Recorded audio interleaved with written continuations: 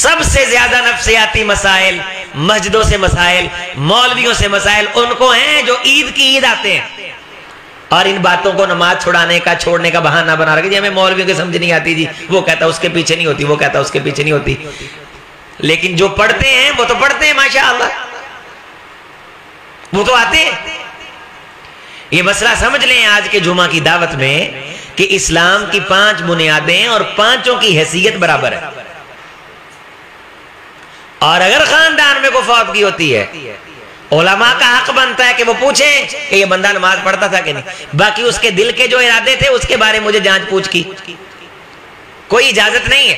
صرف یہ میں پوچھوں کہ یہ نماز پڑھتا تھا، 5 وقت کی نماز کا پابند تھا، فرض زکوٰۃ دیتا تھا، کلمہ پڑھتا تھا.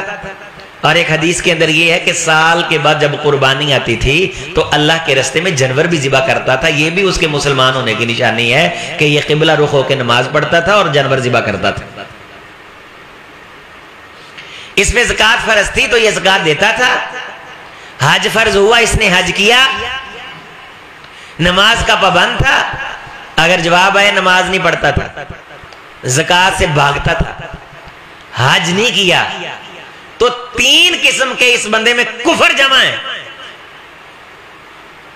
اور اس کی جنازہ کی فکر ہے اور میں آ کے رو کے دعائیں کراؤں کہ کان یشہد ان لا الہ الا اللہ وکان یشہد ان محمدن عبدک ورسولک تخلی من الدنیا واہلیہا جئنا شفاعا فاغفر لہ. اللہ یہ مومن بندہ، پکا مسلمان بندہ، لا الہ الا اللہ پڑھنے والا، نمازیں پڑھنے والا، تیرے نبی کی دعوت کو قبول کرنے والا، اسلام کی بنیادوں پہ ایمان یقین رکھنے والا، ان تمام بنیادوں پہ عمل کرنے والا، اللہ آج مر کے تیرے دربار میں پہنچا ہے. ہم اس کی درخواست کے لیے آئے ہوئے ہیں، ہم اس کی دعا کے لیے آئے ہوئے ہیں، اللہ اسے معاف کر دے. تو میں جنازے میں کھڑا جھوٹ نہیں بول رہا تو میں کیا کر رہا ہوں؟ وہ تو نمازیں پڑھتا ہی نہیں تھا.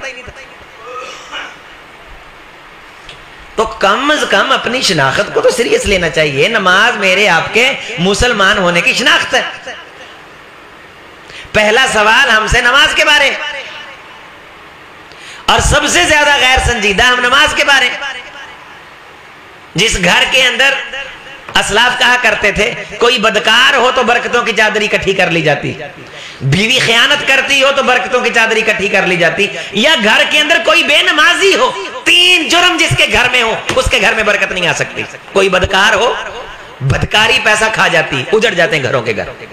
ان تینوں جرائم کو امت کے بزرگ صلحاء اسلاف اکٹھے بیان کیا کرتے تھے، اکٹھا ذکر کیا کرتے تھے کہ کسی گھر میں بدکاری ہو یا عورت خائن ہو، دا لگاتی ہو، خامن سے جھوٹ بولتی ہو، چوری چھپے، بغیر پوچھے ضائع کرتی ہو، کھلاتی ہو، اسراف زیادتی کرتی ہو، تو اس خائنہ عورت کی وجہ سے بھی پورے گھر والے نیک ہو جائیں، جتنا مرضی پیسہ آئے تو برباد ہو جاتا بندہ. اور تیسرا کسی گھر میں بے نمازی ہو،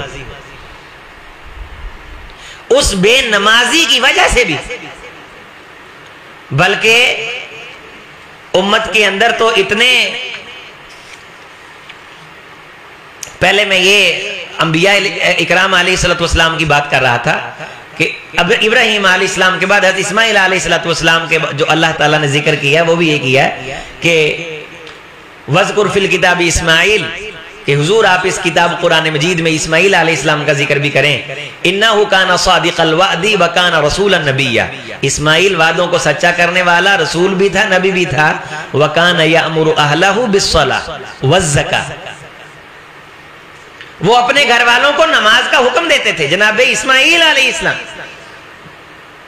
اور زکوٰۃ کا یعنی پاک رہنے کا. حضرت شعیب علیہ السلام نے قوم کو نماز کی دعوت دی اور کہا کہ یہ نماز برائیوں سے روکتی.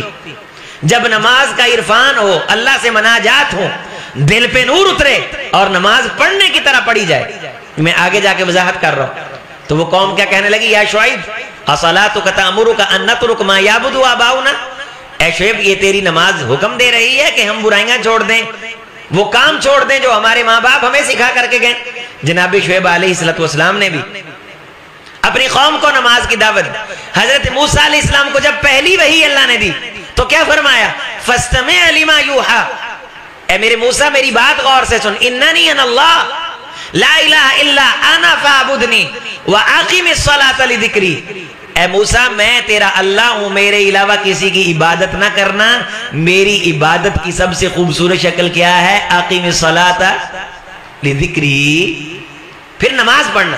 یہ نہیں کہ نہ نیتی نہ قضا کیتی، ہم تو ملنگ لوگ ہیں، ہمیں ضرورت نہیں ہو۔ دجال کے بچے، بندگی کی سب سے خوبصورت شکل جو نبیوں نے دی وہ نماز ہے۔ تو یہ شکل کہاں سے لے آیا؟ یہ ملنگ پونا کہاں سے لے آیا؟ یہ کڑے، یہ سنگل، یہ جنجار اور یہ گھنگرو اور یہ چھنکاریں اور یہ ننگا ازم اور یہ پلیدی اور یہ ساری کی ساری نجاست اور غسل سے دور رہنا، ناخنوں کو بڑھا لینا، باڑوں کو بڑھا لینا اور ہاتھ کے اندر ڈنڈا پکڑ کے اور گلوں کے اندر جناب علی ٹال ڈال کے یہ کہتے پھرنا تیرے عشق نچایا کر کے تھیاں تھیاں، نہ نیتی نہ قضا کیتی۔ یہ کسی دجال کا دجل تو ہو سکتا ہے، یہ خدا کی بندگی کی نشانی نہیں۔ نبی کیا کہتا ہے؟ اللہ کیا فرما رہے سورۃ طٰہٰ میں؟